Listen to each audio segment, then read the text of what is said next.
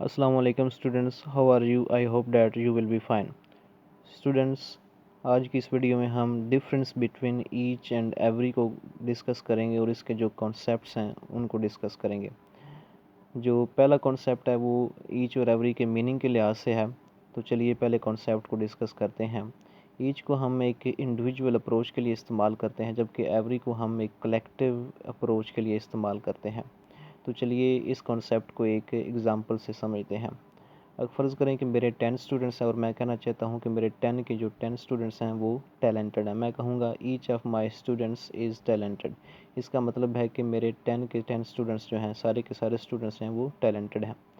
अगर मैं कहता हूँ कि माई एवरी स्टूडेंट इज़ टैलेंटेड, तो इसका मतलब है कि मेरे जो मैक्सिमम स्टूडेंट हैं वो टैलेंटेड हैं, जबकि सब के सब जो हैं वो टैलेंटेड नहीं। तो हम ईच को एक इंडिविजुअल अप्रोच के लिए इस्तेमाल करते हैं, जबकि एवरी को हम एक कलेक्टिव अप्रोच के लिए इस्तेमाल करते हैं। तो जो सेकंड कॉन्सेप्ट है वो यूजेज के लिहाज से है। बाकी जो जितने भी कॉन्सेप्ट हैं वो यूजेज के लिहाज से हैं। तो दूसरा कॉन्सेप्ट है कि ईच को हम दो या दो से ज़ायद के लिए इस्तेमाल करते हैं, जबकि एवरी को हम सिर्फ़ और सिर्फ दो से ज़ायद चीज़ों के लिए ही इस्तेमाल करते हैं। तो चलिए हम इसको एक एग्ज़ाम्पल से समझते हैं। I have a book in each hand, कि हम मेरे हर एक हाथ में एक किताब है।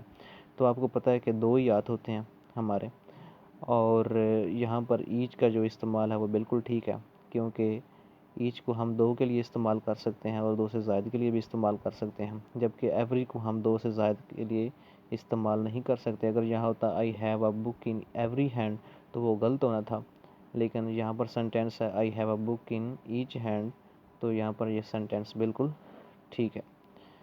तो कॉन्सेप्ट नंबर 3 है कि ईच को हम प्रोनाउन के तौर पर भी इस्तेमाल कर सकते हैं और एडजेक्टिव के तौर पर भी, जबकि एवरी को हम सिर्फ़ और सिर्फ एडजेक्टिव के तौर पर ही इस्तेमाल कर सकते हैं।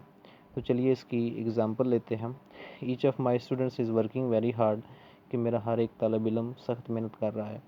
तो यहाँ पर ईच जो है वो एक प्रोनाउन के तौर पर इस्तेमाल हुआ है, जो कि बिल्कुल ठीक है। दूसरा सेंटेंस है each student is working very hard, तो यहाँ पर ईच जो है वो एक एडजेक्टिव के तौर पर इस्तेमाल हुआ है। स्टूडेंट्स, आपको पता है कि एडजेक्टिव किसी नाउन या प्रोनाउन की खूबी खामी बयान करता है, जबकि प्रोनाउन एक ऐसा वर्ड होता है जो नाउन की जगह इस्तेमाल होता है। तो सेंटेंस नंबर 3 है every of my students is working very hard. तो जो सेंटेंस नंबर 3 है, जो each every of my students is working very hard, तो यहाँ पर एवरी का जो इस्तेमाल है वो गलत है, क्योंकि यहाँ पर एवरी जो है वो प्रोनाउन के तौर पर इस्तेमाल होने की कोशिश कर रहा है, लेकिन एवरी को हम प्रोनाउन के तौर पर इस्तेमाल नहीं कर सकते, और यहाँ पर एवरी का जो इस्तेमाल है वो गलत है, क्योंकि एवरी जो है वो एडजेक्टिव के तौर पर सिर्फ़ और सिर्फ एडजेक्टिव के तौर पर इस्तेमाल होता है। हमारा जो फोर्थ सेंटेंस है उसमें है every student is working very hard. यहाँ पर जो एवरी है वो बिल्कुल ठीक इस्तेमाल हुआ है, क्योंकि यहाँ पर वो एज एन एडजेक्टिव इस्तेमाल हुआ है। एवरी स्टूडेंट यानी कि यहाँ पर वो स्टूडेंट को डिस्क्राइब कर रहा है। Every student is working very hard यहाँ पर जो बिल्कुल ठीक है।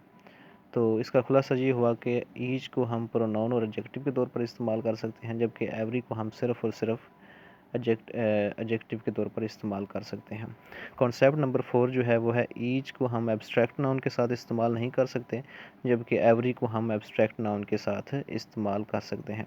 स्टूडेंट्स, एब्स्ट्रैक्ट नाउन वो होता है जिसको हम छू नहीं सकते, देख नहीं सकते, लेकिन सिर्फ़ और सिर्फ महसूस कर सकते हैं।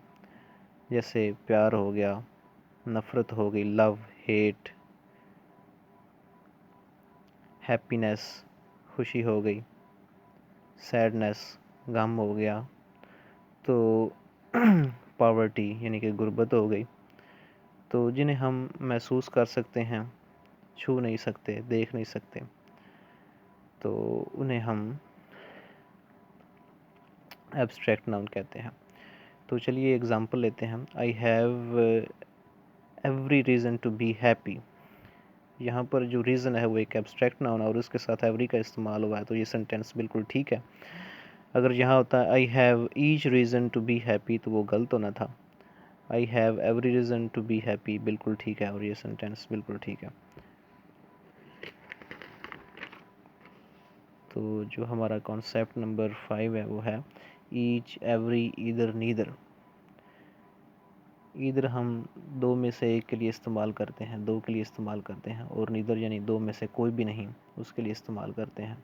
तो students, either, neither, each, every के साथ हमेशा सिंगुलर वर्ब इस्तेमाल होता है और सिंगुलर एडजेक्टिव इस्तेमाल होता है।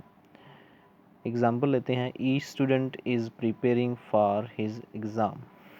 तो यहाँ पर आप देख रहे हैं कि ईच स्टूडेंट के साथ हमने इज़ का इस्तेमाल किया है, यानी कि सिंगुलर वर्ब का इस्तेमाल किया है, जो कि ठीक है। अगर यहाँ होता आर तो वो गलत होना था। Preparing for his exam, his exam यहाँ पर हम मोनस यानी कि हर भी लगा सकते थे, जबकि यहाँ पर देयर जो है वो गलत होना था। तो यहाँ पर जो एडजेक्टिव है वो भी सिंगुलर है, तो ये सेंटेंस बिल्कुल ठीक है। सेंटेंस नंबर 2 है, each of the students is preparing for his competition. तो ये भी सेंटेंस बिल्कुल ठीक है, क्योंकि यहाँ पर भी हमने वर्ब जो है वो सिंगुलर इस्तेमाल किया है और जो एडजेक्टिव है वो भी सिंगुलर इस्तेमाल किया है। अगर यहाँ पर आर होता तो वो गलत होना था, अगर यहाँ पर देम होता तो वो भी गलत होना था, या देर होता तो वो भी गलत होना था। तो हमारा जो कॉन्सेप्ट नंबर 6 है वो है each plus noun singular is equal to singular. अगर ईच के बाद डायरेक्ट नाउन आ जाए तो वो हमेशा सिंगुलर होगा। अगर ईच के बाद ऑफ द आ जाए और फिर नाउन आए तो वो हमेशा प्लूरल होगा। तो इसकी एक एग्ज़ाम्पल लेते हैं, ईच स्टूडेंट।